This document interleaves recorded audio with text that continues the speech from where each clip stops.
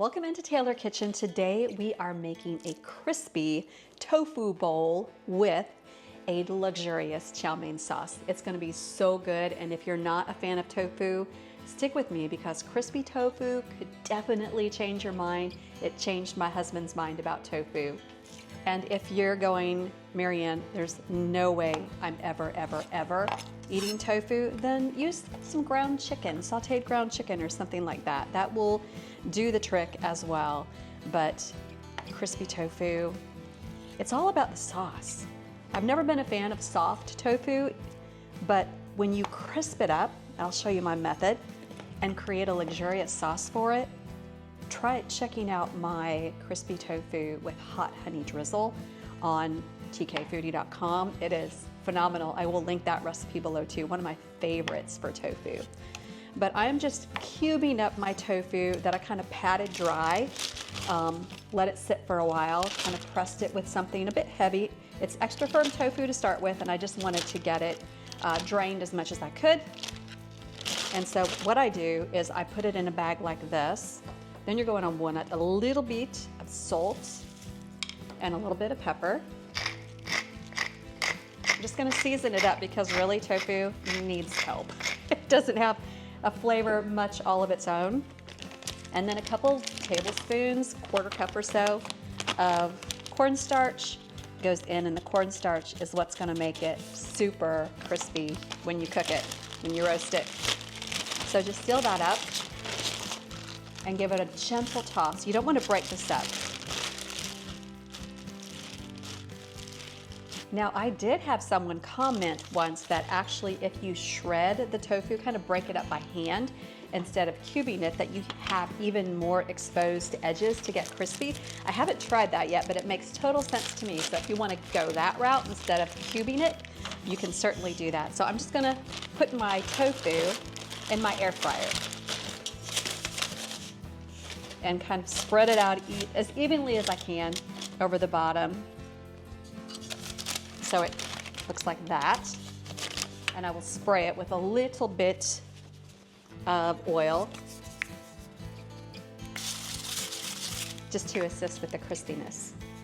Now, if you don't want to do this in an air fryer, you can also do it roasting it in an oven. I have the method on tkfoodie.com, or you can do it sauteing it in a skillet on your stove. It doesn't matter, whatever method you choose, you're gonna have beautifully crispy golden tofu. So this is gonna go back in my air fryer for about 20 minutes while we make the sauce. I'm gonna start my sauce with some ginger. Ginger and garlic, classic in Asian cuisine. And I keep my knobs of ginger frozen. When I bring them home, I wash them and I just freeze them. I don't even peel them. And then it's really easy to just grate this over whatever you're using. Put some muscle into it. Super easy. I wanted about a tablespoon of ginger, and then I will just stick this back in the freezer to the next time. Then I need to chop up some garlic, about 4 cloves. Now you can either spend some time chopping them up, I've just peeled them, or you can do them over the grater zester as well. It's just very easy. Add about a tablespoon of cornstarch to some chicken broth here.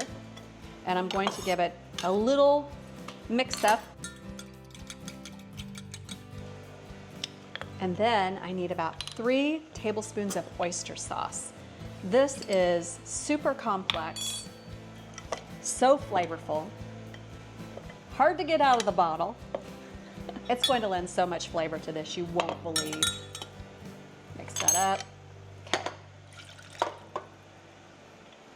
I'm gonna give it a little mix and let it start coming together. All I need to do is just heat this up until everything kind of comes to a slight simmer. I need about a teaspoon of rice vinegar. You can use apple cider vinegar too, just a bit. It really balances out the richness of the sauce with that slight acidity. And then toasted sesame oil, it gives it that iconic, beautiful taste, about a teaspoon of that as well. I'm also going to add some coconut aminos. You can do soy sauce, tamari. You won't need a lot because the oyster sauce is so incredibly flavorful. And then this is something you don't have to do, but I'm going to add about 1/4 teaspoon of Chinese 5-spice powder. This just gives it an additional layer of flavor that I love. You can leave it out if you don't want to search it out, but I'll link it below if you would like to search it out.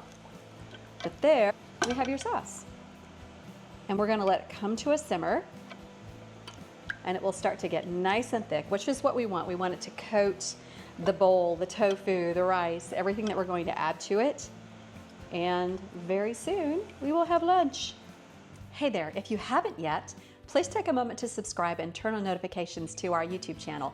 Click that bell icon below to make sure you get all the latest from us, and give us a thumbs up and leave a comment. We love, love, love, love to hear from you, and it really helps out our channel. Also, check us out at tkfoodie.com. So you can load this up however you want. Serve it over rice, serve it over noodles. I'm going to do just a little bit of tofu and this luxurious, luxurious sauce. See how thick it got? It's just phenomenal. And then you just kind of adorn it however you want. So, funny story, when we were growing up, we never had processed foods. My parents didn't buy processed foods. Thank you, Mom and Dad.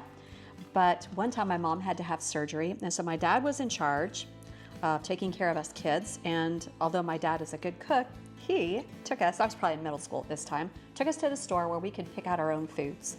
And I got La Choy chow mein noodles along with pudding cups and the Chef Boyardee make your own pizza kit.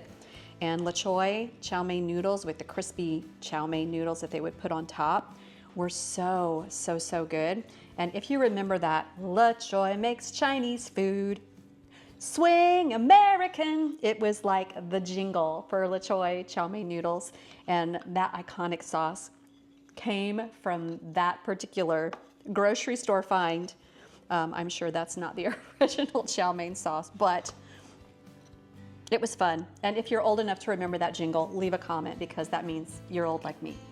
So I've got my tofu, I've got some ribbons of carrot, and if you keep your shaved ribbons of carrot in ice water for like 5 minutes, it helps them to curl and makes them extra crispy. Extra crispy. Really good. I think I want a sprinkling of sesame seeds and a little bit cilantro, basil, whatever. This is Thai basil just because I'm growing it and have a ton on hand. And that is it. That is your bowl. And I actually made one up for myself ahead of time because I thought I had filmed the whole thing and I had not, so rookie mistake. This, guys, is so, so incredibly delicious. You have got to give it a try. The sauce is just savory wonderfulness. The ginger and the garlic in there and that oyster sauce. Seek it out. It's readily available in pretty much all grocery stores, or I'll link it below. But it just adds that great depth of flavor to the sauce and the sesame oil as well. Just wonderful, wonderful. And don't knock crispy tofu until you've tried it. You're gonna thank me for it. Check out this easy recipe. It's on tkfoodie.com.